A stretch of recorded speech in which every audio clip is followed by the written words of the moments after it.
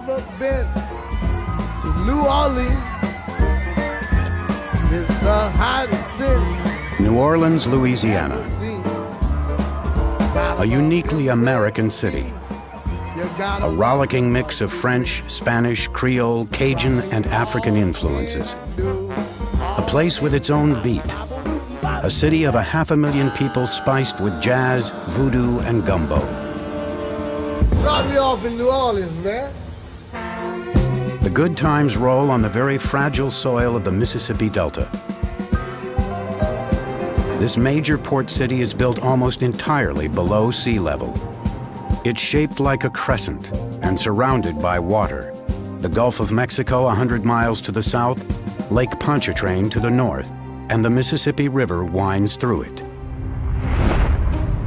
On average, the city streets are 6 feet lower than the Gulf. It's protected by one of the world's largest systems of earthen levees and flood walls. But some of the levees are slowly sinking and in need of repair. On Friday at 5 p.m., Katrina is northwest of the Florida Keys. With every passing hour, she sucks in energy from the warm water. She's projected to grow into a very dangerous Category 3 hurricane with winds up to 130 miles per hour. Katrina now appears to have settled on a target west of the Florida Panhandle. She is fast becoming a monster. From Washington, D.C. to Louisiana, local, state, and federal officials know Katrina is coming. We're dealing with Hurricane Katrina. Baton Rouge.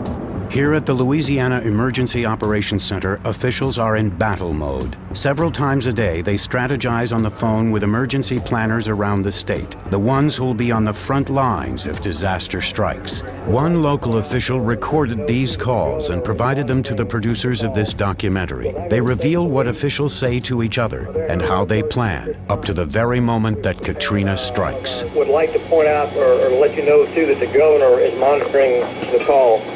We'll now go to state police. There are no road closures at this time. We've prepared all of our assets for deployment and placed all our personnel on standby. For this hurricane, as with every natural disaster in the U.S., local and state officials are the primary and most critical line of defense. Shelter Task Force, any reports at this time? No report, we're just in the alert phase. Red Cross is opening a forward operations office tomorrow morning here in Baton Rouge to begin to stage resources from other states coming in that would be available to support Louisiana and our neighboring states in case of the storm coming in. Everything starts from the bottom up, and there's an old saying, all disasters are local. Even before a hurricane hits or flood waters rise, the states will often ask the federal government to get involved. That's where FEMA, the Federal Emergency Management Agency, comes in. FEMA is supposed to strategize with the state and come up with a plan of attack. The state kind of acts as the broker, coordinating what the local needs are and giving us a picture of what the gross needs are, so to speak.